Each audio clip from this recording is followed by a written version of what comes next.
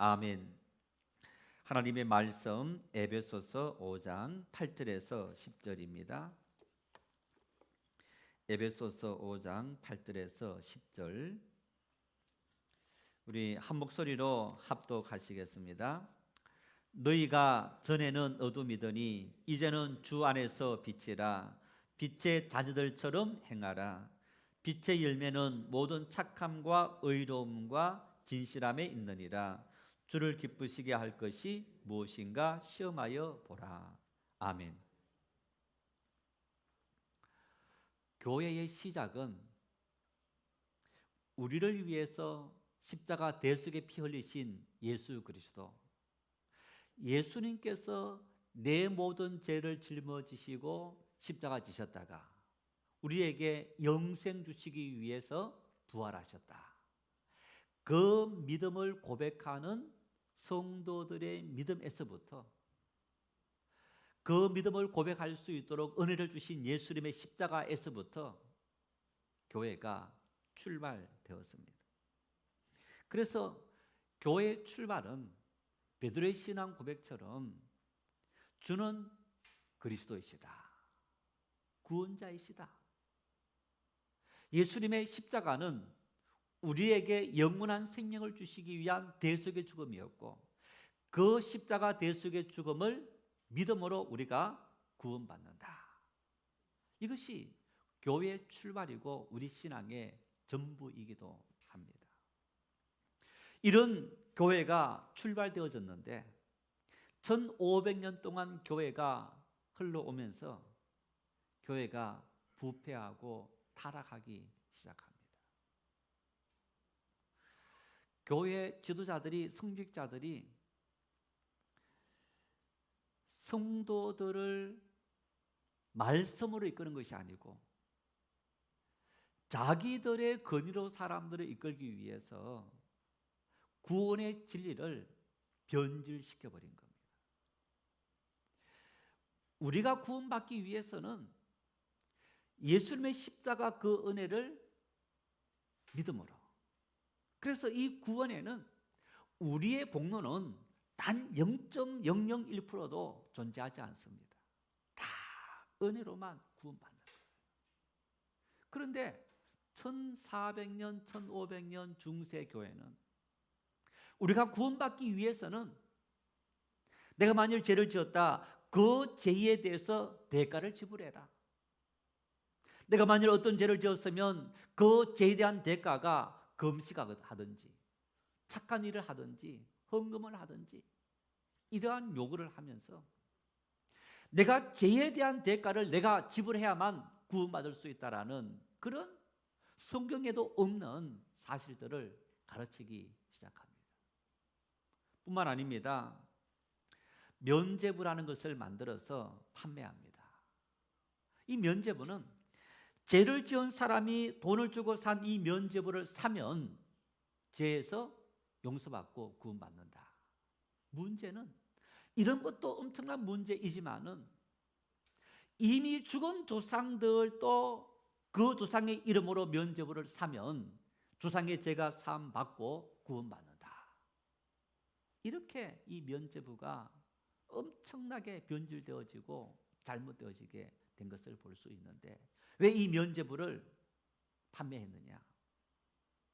중세, 여러분 오늘날 우리가 로마를 이제 가면 뭐 거의 대다수 사람들이 아마 이 로마 관광의 1번지가 베드로 성당, 바티칸이라고 할 수 있습니다.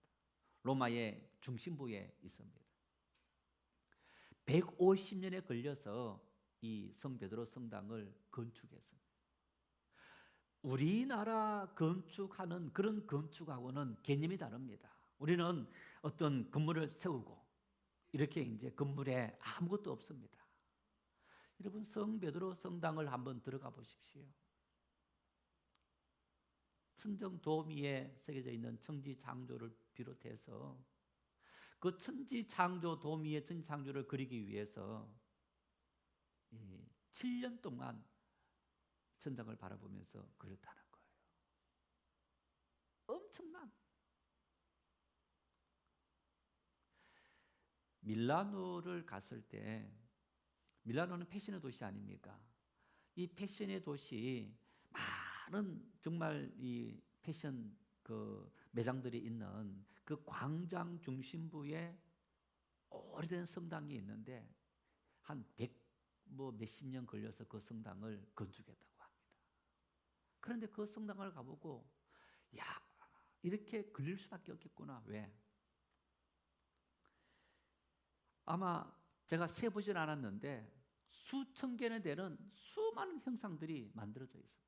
뭐 천사의 모습부터 해서 많은 조각상들이 빼곡하게 성전 바깥에 돼 있는 거예요.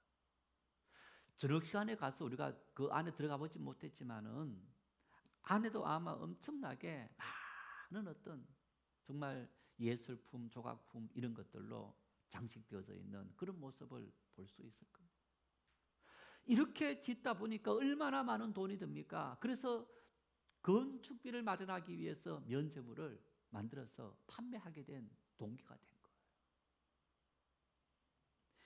성직자이자 교수였던 마르틴 루터. 이 마르틴 루터는 구원의 문제로 고민했습니다. 어떻게 하면 내가 구원받을 수 있느냐? 내 죄 용서함을 받아야 된다. 그래서 죄 용서함 받기 위해서 중세 교회가 가르쳤던 내가 죄를 지었으면 금식하든지 또 고행을 하든지 착한 일을 하든지, 그래서 루터는 정말 그런 가진 노력을 다 기울였던 거예요. 여러분, 살아가면서 내가 어떤 죄를 지었는데 그 죄의 대가를 지불했습니다. 그러면 그 다음부터 죄 안 짓고 삽니까? 안타깝게도 우리는 여전히 죄를 짓고 살아가는 거예요. 또 죄를 짓고 용서함 받고 또 죄를 짓고 용서함 받으니까 자유함이 없는 거예요. 두려움이 생기는 거예요. 더 이상 감당할 수 없는 상태가 되어진 거예요. 야, 구원받기 정말 어렵다. 자기 힘으로는 도저히 구원받을 수 없는 그런 상태가 되어져 버린 거예요. 그래도 구원받기 위해서 노력하면서 수도원에서 신학을 공부하고 성직자가 되고, 그리고 대학에서 가르치는 교수가 되었습니다. 시편을 연구해서 강해하고 로마서를 연구해서 강해하는 동안에 마르틴 루터가 놀라운 사실을 깨닫게 된 거예요. 지금까지 교회의 가르침을 통해서 내가 구원받기 위해서는 내 죄에 대한 대가를 내 스스로가 지불해야 되었는데 성경은 거기 아니더라는 거예요. 성경은 내 죄에 대해서 내가 단 0.1%도 대가를 지불할 필요가 없더라는 얘기입니다. 왜? 이미 예수님께서 다 지불했기 때문에. 그 사실 은혜를 내가 받아들이기만 하면, 믿기만 하면 내가 구원받는다. 한 번 죄를 짓고 10번, 100번 죄를 지어도 그 은혜는 내 죄를 아무런 대가 지불하지 않고 용서해 주시라는 사실을 깨닫게 된 거예요. 여러분, 만일 우리 교회에서, 또 여러분이 어떤 교회 가서 아니면 방송을 통해서 어떤 목사님의 설교를 들으면서 죄 용서함 받기 위해서, 구원받기 위해서 헌금해야 됩니다라고 한다면 사이비 목사입니다. 우리의 구원은 우리의 어떤 노력도 대가도 필요하지 않습니다. 100% 완전히 주님의 십자가 대속의 은혜로 말미암아 구원을 받기 때문인 거예요. 그래서 마르틴 루터는 중세 교회가 가르쳤던, 그리고 어처구니 없는 면죄부 판매에 그 사실에 반박해서 항의해서 95개 조항의 항의문을 1517년 10월 31일 비텐베르크 대학, 자기가 봉직했던 대학의 정문에다가 95개 조항을 내걸었습니다. 나는 교회의 이런 가르침에 대해서 잘못되었다는 사실을 이런 하나님의 말씀에 근거해서 내가 이렇게 내겁니다. 루터의 이런 행동은 정말 그 당시 사회로는 충격적인 일이었던 겁니다. 우리 장로님 기도하시면서 정교 분리 지금 말을 하고 있는데, 여러분, 정교 분리는 우리 개신교의 전통이 정교 분리입니다. 사회 모든 영역 속에 정치와 종교는 밀접하게 관련되어 있는 것이 현실이기도 합니다.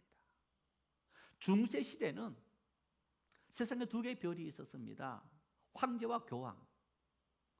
두 어떤 권력이 같이 존재하면서 때로는 황제가 우위에, 때로는 교황이 우위에 있는 그런 시대였던 것을 우리가 알지 않습니까?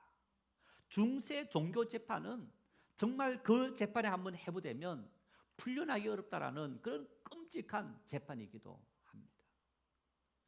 그런 서슬퍼런 교황의 권력이 정점에 있을 그때에 루터가 자기 목숨 내걸고 하나님의 가르침은 이것이 아니다라는 사실을 내건 정말 엄청난 용기 있는 행동이었던 것을 볼 수 있습니다.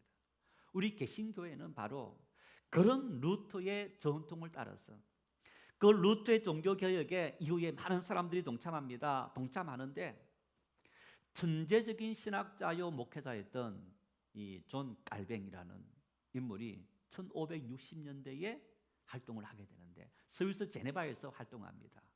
이분의 신앙 전통이 장로교를 세운 전통이고 우리 장로교회 신앙 전통은 영어로 리폼드 처치라 하는데 개혁교회 이런 말입니다. 개혁교회. 그래서 우리 장로교 전통은 끊임없이 개혁되어지는 교회, 개혁해야 되는 그런 교회다라고 말하는 거예요. 왜 그러느냐? 여러분, 물이 고여 있으면 어떻게 됩니까? 썩어요. 물은 흘러가야 부패되지 않고 썩지 않는 거예요. 우리의 신앙은 정체되면 안 됩니다. 우리 신앙은 물이 흘러가는 것처럼 계속적으로 흘러가야 한다는 사실입니다. 이 말이 무슨 얘기냐 하면요,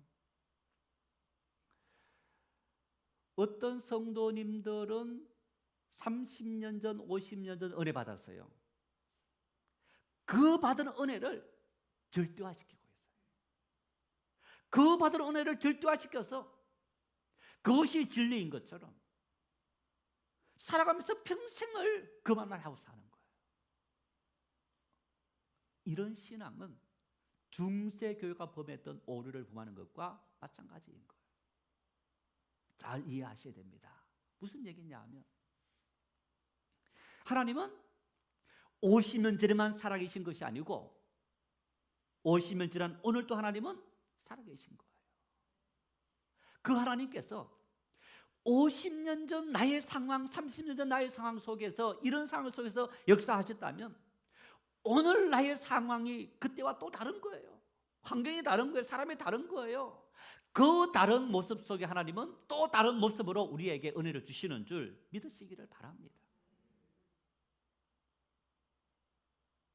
우리 예배 형태를 비롯해서 하나님 믿는 많은 모습들이 너무너무 달라졌습니다. 그런데 우리는 과거에 내 신앙의 고집 속에 빠져 있다면 그러면요, 그 신앙은 썩게 되고 부패하게 되고 굳어지게 되는 거예요. 고집밖에 남지 않게 되는 거예요.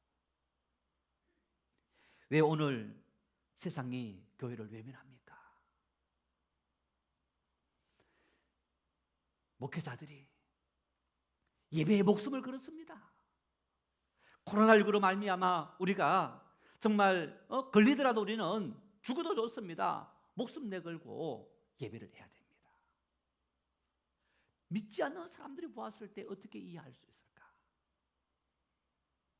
예배가 중요하다는 것을 강조하기 위한 그 마음은 충분히 이해가 됩니다. 여러분, 그런데 예수님께서 예배에 대해서 뭐라 말씀하셨습니까?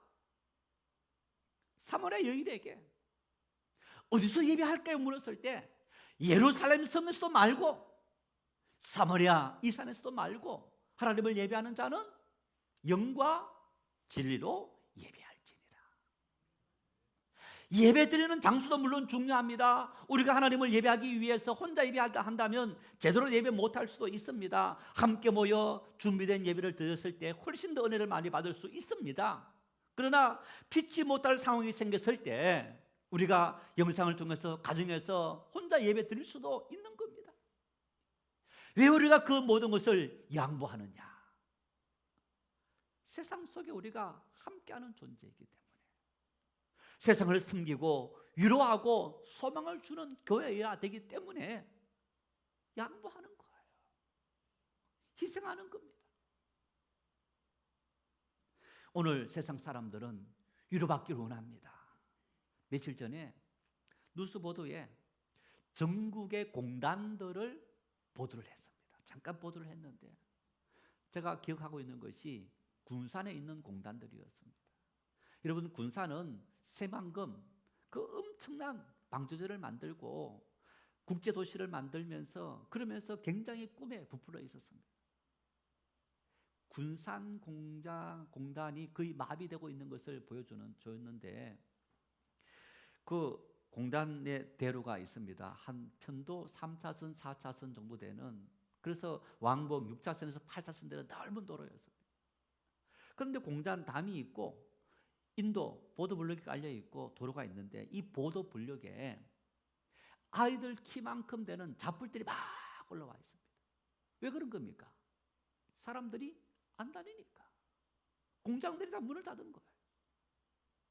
문을 열고 있는 공장들도 직원들 다 내보내고 최소한의 인력으로만 유지하고 있는 거예요. 거기서 해고당한 직원들, 직장이 폐쇄해서 다 직장 잃은 사람들이 어디 갑니까? 이 어려운 경기에 다른 곳으로 취직할 수가 없는 그런 형편 속에 빠져 있는 거예요.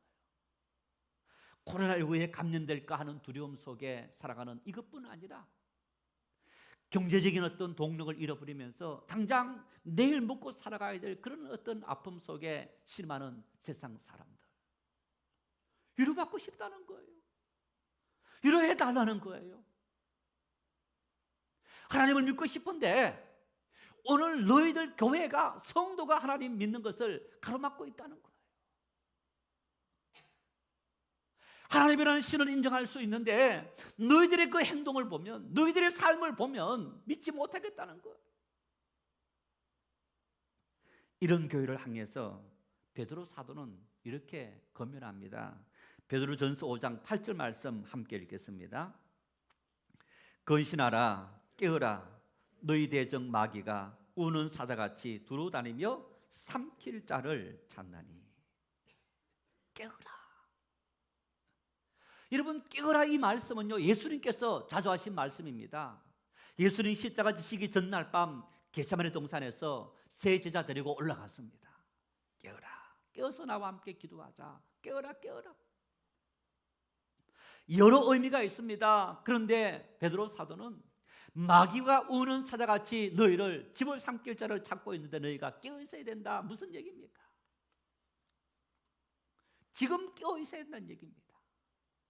지금 하나님 말씀 앞에 민감하게 반응할 수 있어야만 우리가 마귀의 모든 괴계에 넘어가지 않는다는 거예요. 하나님을 알지 못하는 세상 사람들이 교회를 비난하고 조롱하고 비방하는, 여러분, 이 모습이 과연 교회가 깨어있는 모습인가? 잠자는 모습과 다를 바 없고, 교회가 교회의 자리를 잃어버린 모습과 다를 바 없고, 마귀의 밥이 되어버린 모습과 다를 바 없는 거예요. 코로나19라는 우리가 한 번도 경험해보지 못했던, 물론 20세기 초반에 일어났던 코로나 이 감염 증상이 있었고 또 흑사병이라는 또 14세기 15세기에 그런 어떤 경험들이 있었습니다마는 어쩌면 지금 이 세계를 살아가는 우리는 한 번도 경험해보지 못했던 겁니다. 여러분, 우리가 경험해보지 못했던 인생의 문제, 환경의 문제 어떻게 해결해야 됩니까? 우리가 지금까지 생활해왔던 신앙의 경험을 가지고, 제도를 가지고 이 문제 해결해야 됩니까? 아닙니다. 살아계신 하나님 앞에, 하나님, 이 문제 앞에 교회는 어떻게 예배해야 됩니까? 어떻게 믿어야 합니까? 어떻게 대처해야 됩니까? 하나님의 지혜를 구하는 그 지혜가 필요한 겁니다. 이게 깨어있는 신앙인 거예요. 그런데 교회는 닫아버린 거예요. 하나님 말씀에도 길을 닫아버리고 우리가 지금까지 믿어왔던 그 방식대로 믿어왔던 그 신앙의 전통을 가지고 오늘 이 시대를 해결하려는 이런 어리석은 모습을 보이고 있더라는 거예요. 시편의 기사는 시편 119편 18절에 내 눈을 열어 하나님 말씀에 놀라운 것을 보게 하십시오. 고백했습니다. 하나님, 이 코로나 전국에 오늘 이 시대에 오늘 내가 당면한 인생의 문제에 경제적인 문제, 질병의 문제, 마음의 상처들, 갈등들, 이 문제 속에 하나님이여 내 눈을 열어주셔서 하나님의 뜻을 알게 하시고 하나님의 섭리를 깨닫게 하시고 말씀을 통해서 이 모든 상황을 이해할 수 있는 능력을 우리에게 주십시오. 기도할 수 있기를 바랍니다. 깨어있는 신앙이고 이것이 바로 끊임없이 개혁되어져야 되는 우리 신앙의 전통이기도 합니다. 어떻게 하면 실험하는 세상 속에 희망을 줄 수 있고 꿈을 줄 수 있고 다시 사람들이 교회만이 희망이다라고 우리만의 외침이 아니라 세상 사람들 그들도 참 교회만이 희망이구나 이렇게 말할 수 있느냐. 바울 사도는 에베소 교회 성도들에게 그 길을 제시합니다. 8절 말씀을 함께 읽겠습니다. 너희가 전에는 어둠이더니 이제는 주 안에서 빛이라 빛의 자녀들처럼 행하라. 너희가 전에는 어둠이더니 지금은 빛이라. 어둠과 빛에 대해서 바울 사도는 로마서 13장에 아주 명쾌하게 말씀하고 있는 것을 볼 수 있는데 로마서 13장 12절에서 14절 함께 읽겠습니다. 밤이 깊고 낮이 가까웠으니 그러므로 우리가 어둠의 일을 벗고 빛의 갑옷을 입자. 낮에와 같이 단정히 행하고 방탕하거나 술 취하지 말며 음란하거나 호색하지 말며 다투거나 시기하지 말고 오직 주 예수 그리스도로 옷 입고 정욕을 위하여 육신의 일을 도모하지 말라. 어둠의 일은 어떤 일이냐? 어둠의 일은 육신의 일이다. 육신의 일은 어떤 일이냐? 방탕하고 술 취하고 음란하고 호색하고 다투고 시기하는 것 어둠의 일이고 육신의 일이라는 것. 하나님 믿기 이전의 일이라는 얘기입니다. 하나님 공동체가 만일 믿음의 사람들이 여전히 이런 일을 하고 있다면 우리는 빛 속에 가는 새롭게 된 사람이 아니고 어둠 속에 살아가는 죄악 속에 살아가는 것과 다를 바 없다는 얘기입니다. 안타깝게도 오늘 교회들이 엄청나게 분쟁합니다. 시기합니다. 다툽니다. 이런 우리의 모습을 행하면서도 살아있는 교회라고 하나님의 교회라고 착각하며 살아가는 것이 정말 저를 비롯해서 우리 모두의 현 주소인 것. 그 일은 바로 어둠의 일이고 육신의 일이고 하나님 만나기 이전의 일이라는 거예요. 밤의 일이라는 겁니다. 그럼 반대로 빛의 일은 어떤 일입니까? 빛의 일은 바로 시기하지 않고 호색하지 않고 음란하지 않고 술 취하지 않고 다투지 않는 것이 바로 빛의 일이고 신앙의 일이고 믿음의 일이더라. 나도 모르게 이런 어떤 제약에 빠질 수 있습니다. 유혹에 넘어갈 수 있습니다. 그러나 끊임없이 하나님 말씀이 내 마음속에 심어져서 여기에서 빨리 돌이키려고 노력하고 회개하려고 노력하고 올바로 서려고 노력하는 것, 이것이 바로 빛 속에 살아가는 그리스도인의 삶의 모습이다. 사도 요한은 빛과 어둠에 대해서 요한 1서 1장 5절에 이렇게 말씀합니다. 함께 읽겠습니다. 우리가 그에게서 듣고 너희에게 전하는 소식은 이것이니 곧 하나님은 빛이시라 그에게는 어둠이 조금도 없으시다는 것이리라. 하나님에게는 어둠이 조금도 없다. 아무것도 없다. 전혀 없다는 얘기입니다. 우리 아버지 되신 하나님에게는 이런 어둠, 죄와 불행과 무지와 불결과 불신앙과 어떤 우리의 음행과 다툼과 시기, 이 모든 것이 하나님에게는 전혀 없다는 얘기입니다. 그런 하나님을 우리 아버지로 모시는 교회가, 성도가 아버지를 따르지 않고 도리어 우리가 이전에 살았던 마귀를 따르고 죄악을 따르는 그런 어리석은 삶을 살아가고 있더라는 얘기입니다. 이런 우리들의 모습을 향해서 바울 사도는 너희가 빛의 사람으로, 빛의 자녀로 부름받았는데 어떻게 너희가 계속적으로 이러한 모습 속에 쌓여 있느냐. 세상 사람들은요, 믿음의 사람들조차도, 많은 어둠에 있는 사람들은 욕망을 채우고 욕심을 채우고 소유를 채우면 행복해진다, 그렇게 생각합니다. 여러분, 그런데 경험해 보신 분들은 압니다. 뭘 아느냐? 채워도 해결되지 않는 갈증 같은, 채워놓았는데 때가 되면 또 갈증 느끼는 것처럼, 그러면 또 채워야 되는, 이것이 바로 어둠 속에 가는 세상의 이 모든 욕망들이라는 거예요.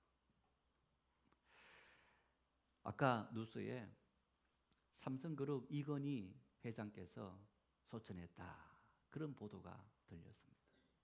78세였다고 합니다. 우리나라 신화적인 인물이고 최고의 부자입니다. 다 아시다시피 의식 전혀 없이 아마 5년 이상의 시간들을 보냈습니다. 수십조 되는 돈이 무슨 소용이 있습니까? 세계 인류 기업인 삼성이라는 그 그룹이 그분의 생명과 어떤 영향을 끼치고 있습니까? 다 내려놓고 빈손으로 가야 되는 것이 우리 인생들인 거예요. 인생의 행복은 어떤 그렇게 채우고 그리고 그것을 누려야만 인생의 행복이 주어지는 것이 아니고, 우리 인생을 행복하게 만드는 하나님의 은혜가 우리의 심령 속에 들어오면 우리는 행복해질 수 있는 삶을 살아갈 수 있는 것. 그래서 바울은 이렇게 본문에서 말씀했습니다. 이제는 주 안에서 빛이라, 빛의 자녀처럼 행하라. 이 말씀 속에 이제는 주 안에서, 다시 말하면 주 안에 있는 지금, 주 안에 거하는 지금 너희들이 참된 행복의 삶을 살아갈 수 있다는 얘기입니다. 주 안에 거하지 않는다면, 만일 내가 지금 살아가는 이 순간 주 안에 거하지 않는다면 우리는 여전히 어둠 속에 거하는 일이며 불행 속에 거하는 삶을 살아갈 수밖에 없는 존재라는 얘기입니다. 우리의 삶의 모습이 어떤 삶의 모습이었던지, 만일 지금 이 시간 내 속에 주님께서 함께 거하시고 내가 주님 안에 거하면 주님께서 우리의 모든 어둠의 세력을 다 물리쳐 주시고 삶의 참된 평화와 기쁨을 주시는 줄 믿으시기를 바랍니다. 수많은 믿음의 사람은 고백합니다. 바울 사도는 이렇게 고백합니다. 로마서 8장 2절 말씀을 함께 읽겠습니다. 이는 그리스도 예수 안에 있는 생명의 성령의 법이 죄와 사망의 법에서 너를 해방하였음이라. 이 말씀 이렇게 해석할 수 있습니다. 죄와 사망의 법이라는 것은 인간의 두려움과 절망과 염려와 그리고 가난과 질병, 이 모든 것을 다 총체하는 거예요. 그 모든 것에서 너희가 자유함 누리고 해방 누리는 것은 채워서 누리는 것이 아니고, 예수 그리스도께서 우리 속에 들어오시면, 예수 그리스도를 내가 온전히 믿기만 하면 내 속에 이 모든 것에서부터 참된 자유와 기쁨이 임한다라고 선언하고 있는 겁니다. 한 분은 회개를 참 많이 했습니다. 코로나 이 전국이 우리 여러분의 모든 삶들이 어렵지 않습니까? 온 국민들의 삶이 어렵습니다. 교회도 마찬가지입니다. 교회도 많은 타격을 입고 있는 것이 사실이고, 이런저런 거 다 생각하니까 참 걱정이 막 어깨를 짓누르는 거예요. 그런데 이런 음성이 들립니다. 네 교회냐? 네가 주인이냐? 나는 살아있지 않느냐? 하나님께서 하나님의 교회를 의거하시고, 하나님께서 하나님의 교회의 주인이시고, 하나님께서 오늘 또 살아계셔서 하나님의 교회를 붙잡고 계시고 성도들을 붙잡고 계시는데, 네가 왜 그런 염려와 근심 속에 쭉 젖어 있느냐? 엄청나게 회개했습니다. 내가 왜 이런 환경 때문에 길을 죽어야 되고, 왜 내가 어깨가 처져야 되고, 왜 내가 절망하고 아파해야 하느냐? 하나님 믿는 믿음의 사람, 하나님께서 오늘 또 나와 함께 하시는데, 오늘 또 함께 하시는 그 주님께서 우리를 이 모든 죄와 절망에서 해방시켜 주시고 자유함을 주실 줄 믿으시기를 바랍니다. 빛은 참 여러 가지 의미가 있습니다. 자, 여러분, 이 빛, 세상에 많은 빛이 있는데 어둠을 밝혀주는 빛이 있어요. 암세포를 죽이는 빛이 있어요. 추위를 물리치는 빛이 있어요. 길을 밝혀주는 빛이 있어요. 사람을 기쁘게 해주는 빛이 있어요. 착한 빛. 빛이라는 것은 이렇게 참 다양한 의미로 쓰여지는 것을 볼 수 있습니다. 그래서 철학이나 문학이나 종교에서 고대로부터 빛은 참 다양한 의미로 쓰여졌던 것을 볼 수 있습니다. 신앙에도 마찬가지입니다. 여러분, 하나님께서 창세기 1장에 천지를 만드셨는데 천지를 만드실 때 가장 먼저 뭘 하신 겁니까? 빛이 있어라. 빛이 있으라 하시니 빛이 있었고, 창세기 1장 3절에 그렇게 말씀합니다. 가장 흑암이 깊음이 있었는데 그 흑암 위에 하나님께서 하신 첫 번째 말씀이 빛이 있어라. 그리고 14절 말씀에 하늘의 궁창에 광명체들이 있어 낮과 밤을 나뉘게 하시고 그것들로 징조와 계절과 날과 해를 이루게 하라. 6일 동안 천지를 창조하시면서 빛을 두 번이나 만드신 거예요. 3절 빛이 있으라 말씀하신 이 빛은 에너지의 발산 논리를 이용한 하나님의 1차적인 창조였다면 14절에 나타난 이 광명은 2차적으로 창조된 발광체다라고 말할 수 있는 겁니다. 3절의 빛은 전 우주적인 차원에서 생겨난 빛이라면 14절의 빛은 하나님 만드신 이 자연과 인간을 위한, 지구를 위한 빛이다, 이렇게 말할 수 있습니다. 보십시오. 우리 태양계가 있습니다. 태양계에 태양이 발광체입니다. 빛을 발하는 별입니다. 그리고 수성, 목성, 금성, 우리 지구,冥王성, 해왕성 쭉 있어요. 여러분, 그런데 태양계에 사람이 사는 곳, 생물이 존재하는 곳이 우리 지구 말고 있습니까? 없어요. 왜 그런지 아세요? 지구보다 태양과 가까이 있는 행성들은 태양빛이 너무 뜨거워서 아무 생물도 존재할 수 없습니다. 지구보다 태양에서 멀리 떨어져 있는 곳은 너무 멀어서 태양빛이 비치지 못해서 꽁꽁 얼어서 사람이 살 수 없고 자연이 살 수 없는 그런 환경인 거예요. 우리 하나님은 태양빛을 우리 지구에 아주 필요적절하게 비추면서 때로는 뜨겁게 했다가 때로는 차갑게 했다가 그래도 사람이 적응할 수 있는 그런 추위와 더위를 주시고 이 봄, 가을처럼 좋은 계절도 우리에게 베풀어 주시는 그런 하나님. 하나님은 이런 자연의 빛을 창조하셔서 우리에게 하나님의 은혜를 누리며 살아갈 수 있도록 만드신 그런 하나님. 그런데 여러분, 사도 요한은 이 빛에 대해서 이렇게 말씀합니다. 요한복음 1장 4절 함께 읽겠습니다. 그 안에 생명이 있었으니 이 생명은 사람들의 빛이라. 1장 7절입니다. 그가 증언하러 왔으니 곧 빛에 대하여 증언하고 모든 사람이 자기로 말미암아 믿게 하려 함이라. 이 말이 무슨 얘기냐? 빛이신 하나님, 빛이신 하나님의 아들 예수 그리스도, 그분께서 생명을 주셨고 삶을 살아갈 수 있는 그런 은혜를 우리에게 부어주셨더라. 그래서 빛 이러면 성경의 빛은 바로 우리에게 생명의 근원이다, 이런 얘기입니다. 너희가 빛의 자녀처럼 살아라, 바울 사도께서 그렇게 말씀하시는 것은 아버지로부터 너희가 받은 그 빛의 은혜를 받아서 누리며 살아가는 그런 존재가 되어져야 한다는 얘기입니다.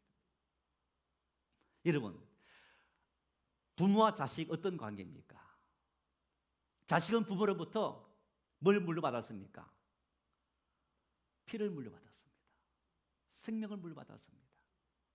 또 뭘 물려받습니까? 사실은 성품도 물려받습니다. 습관도 물려받습니다. 나중에 부모의 유산도 물려받습니다. 다 물려받는 거예요. 이게 아버지와 자녀의 관계인 거예요. 너희는 빛의 자녀다. 생명의 근원, 인생의 근원이신 그 하나님 아버지의 자녀로서 그 모든 것을 물려받아야 될 존재가 바로 너희들이라, 우리라는 얘기입니다.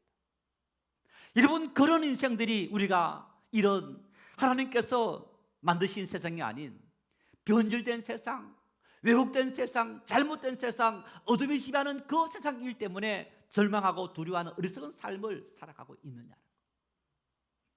하나님의 빛이 비추면 어둠은 절로 다 물러가게 되는 거예요. 우리 환경이 문제가 아니고 그 환경 속에 하나님 빛이 우리에게 임하지 못했기 때문에 그것이 문제인 거예요. 오늘 세상은 우리에게 빛을 보여주라고 말합니다. 세상 사람들은 우리에게 한번 보여주라. 너희가 믿는 하나님의 그 빛을 우리에게 보여주면 우리가 믿겠다는 거예요. 바울 사도는 우리에게 그 빛의 열매에 대해서 보여주는 나타나는 모습에 대해서 이렇게 말씀합니다. 우리 9절 말씀을 같이 읽겠습니다. 빛의 열매는 모든 착함과 의로움과 진실함에 있느니라. 여러분, 착하다, 의롭다, 진실하다, 이거 지키며 사는 것이 힘들까요? 힘들지 않을까요? 쉬운 일입니다. 우리가 여러분 자녀 키울 때 어떻게 합니까? 착하게 살아야 돼. 착해야 돼. 친구하고 착하게 잘 놀아야 돼. 거짓말 하지 말고 정직해야 돼. 성실해야 돼. 말합니까? 안 합니까? 하는 거예요. 일상으로 노자지하는 말인 거예요. 우리 자녀 가르칠 때 우리가 매일 하는 말인 거예요. 우리 스스로 가슴에 새기며 하는 그런 말이기도 한 거예요. 너희 속에 이런 모습이 나타나는 것이 빛의 사람이고, 이런 모습이 나타날 때 너희가 하나님의 은혜가 너희 삶을 통해서 열매 맺게 된다고 얘기하고 있어요. 이런 우리의 모습을 통해서 세상 사람들도 보겠지만은 이미 내 속에 하나님의 은혜가 이런 모습을 통해서 나타난다라는 얘기입니다. 착함, 뭘 말합니까? 착함은요, 누군가가 자신을 나쁘게 말하고 나쁜 행동을 했을 때 똑같이 나쁜 말하고 나쁜 행동하는 것이 아니고 참아주는 것, 용서해 주는 것, 이해해 주는 것. 아, 쟤는 바보야. 누가 쟤한테 막 욕하는데 웃고만 있다. 난 참 바보처럼 살았군요, 노래처럼. 여러분, 한 번은, 두 번은 바보인데 세 번, 네 번은 저 사람 참 착한 사람이구나, 똑똑한데 참 착한 사람이구나 인정되어 주는 거예요. 우리는 세상 속에서 그리스도인들이 이렇게 살아가야 한다는 겁니다. 다 말로 받지 말고 참아주는 것, 용서해 주는 것. 예수님께서 뭐라 말씀합니까? 오른밤을 때리면 한 대 같이 때리라고요? 왼밤을 내밀으라. 이게 하나님의 가르침인 거예요. 같이 때리라는 게 아니고 왼밤같이 내밀어서 그 사람 노를 풀어주라는 게 가르침인 거예요. 힘든 일입니까? 가슴에 새기시길 바랍니다. 실천하려고 노력하시길 바랍니다. 그러면 저절로 되는 거예요. 운전하다 보면 이런 경우들이 많아요. 막 이제 이렇게 기분 나쁘면 막 사태질하고 막 하잖아요. 여러분, 그러면 내가 나 혼자 중얼중얼 그럴 수는 있는데 같이 대놓고 욕할 수 있습니까? 욕할 때 나는 목사인데, 나는 장로인데, 나는 권사인데, 나는 집사인데 한번 새기시길 바랍니다. 그러면 참게 되는 거예요. 바보라서 참는 게 아니고 하나님의 사람이기 때문에 참아주는 거예요. 이게 착함의 출발인 겁니다. 두 번째 보니까 의로워야 된다. 의롭다는 얘기는요, 정직해라는 얘기예요. 정직해라. 부끄러운 이야기입니다만은 신학대학을 다닐 때 중간고사 시험을 치는데 학교에서 정직함을 배양하기 위해서 무감독 시험을 친다 하면서 무감독 시험을 한 적이 있습니다. 거의 대다수 학생들이 무감독 시험이지만은 이제 감독이 지키는 것처럼 생각해서 그렇게 시험을 쳤는데 일부 학생들이 어떤 사람은 이 밑에 숨겨서 이렇게 컨닝하고 어떤 사람은 아예 대놓고 딱 펼쳐놓고 아무도 보는 사람 없으니까 그렇다고 다른 친구가 야, 너 왜 펴놓고 봐? 라고 말하는 것도 아니고 그래서 양심불량으로 시험을 치는 사람들도 일부 있었습니다. 정직함이라는 것은 내가 이렇게 행함으로 불의를 어떤 나에게 피해가 온다 하더라도 그대로 행하는 거. 이게 정직함인 거예요. 정직함이라는 것은 누가 보든지 보지 않든지 있는 그대로 우리 사회가 정한 규율대로 살아가는 그 삶의 태도가 정직함이라는 거예요. 한 번은 우리 아이 어렸을 때 고속도로 타고 가면서 막 이제 밟았어요. 130, 140 막 가는데 앞에 전방 몇 미터 앞에 이제 감시 카메라가 있습니다 하고 이제 울리는 거예요. 속력을 확 줄였더니 아이가 아빠 비겁해요. 비겁한 거죠. 정직하지 않는 거예요. 사실은 여러분 그런 사소한 일조차도 우리는 정직하게 이 사회가 정한 규범 속에 살아가지 못하는 그런 삶을 사는 것이 우리의 현주소이기도 합니다. 힘든 게 아니고 사실은 쉬운 일입니다. 지킨다는 게. 마지막 세 번째 보니까 진실해야 된다라고 말합니다. 여러분 진실이라는 것이 뭡니까? 이 진실의 말을 뒤집으면 우리를 포장하는 어떤 내가 굉장히 대단한 사람이다. 어떤 과대 포장하는 그것이 바로 어떤 위선이지 않습니까? 우리는 그런 위선 속에 살아가는 거예요. 다시 말하면 교회가 어떤 곳입니까? 여러분 교회 와서 내가 잘 나가는 사람입니다. 나는 아무런 문제 없습니다. 나는 건강합니다. 그거 자랑하려고 교회 오신 거예요?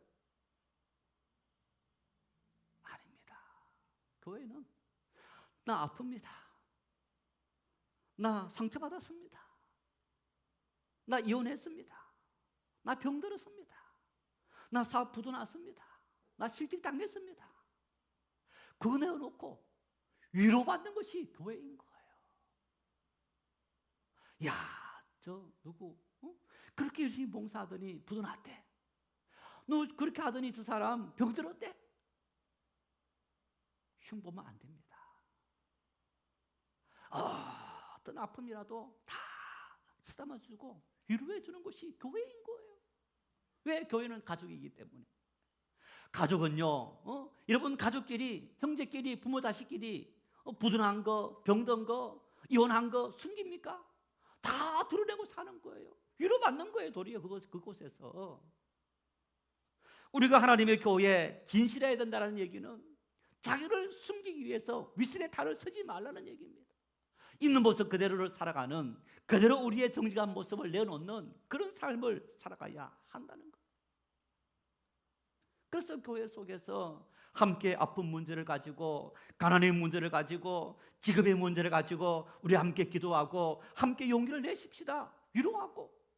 여러분 이런 공동체가 바로 살아있는 교회 공동체고 빛의 자녀들이 맺어야 될 삶의 열매라는 사실을 분명히 기억할 수 있기를 바랍니다. 시편 103편 8절 함께 읽겠습니다. 여호와는 긍휼이 많으시고 은혜로우시며 노하기를 더디하시고 인자하심이 풍부하시도다. 할렐루야. 하나님은 긍휼이 많으시고 인자하시고 노하는 것을 더디하시는 그 하나님, 은혜를 풍성히 부어주시려는 하나님 아버지이시다. 그 아버지가 빛이시고 그 아버지가 바로 나의 아버지, 교회의 아버지라는 얘기입니다. 우리 아버지라는 얘기입니다. 그 우리 아버지는 죄인들이 왔을 때 병자들이 왔을 때, 가난한 사람들이 왔을 때, 삶의 문제를 가지고 왔을 때 내팽개치고 가라고 하시는 아버지가 아니고 도리어 긍휼과 자비와 은혜로 더 큰 은혜를 베푸시려는 우리 아버지.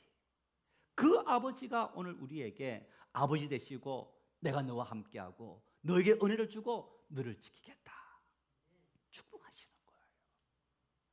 우리 마음을 끊임없이 활짝 비우고 굳어져 있는 우리 마음을 정말 끊임없이 개혁하면서 하나님 은혜를 풍성히 받아들이고 그 은혜 속에 그 은혜의 열매가 바로 이 착함과 성실함과 정직함, 진실함, 이런 모습이 나타날 때 우리의 삶에 하나님의 놀라운 은혜가 아름답게 꽃피어지고 그 모습을 세상 사람들이 보면서 함께 은혜 받는 공동체, 여러분 그런 공동체를 만들기 위해서 우리 함께 기도하고 함께 마음을 모으고 함께 힘을 합치는 그런 은혜가 넘칠 수 있기를 바랍니다.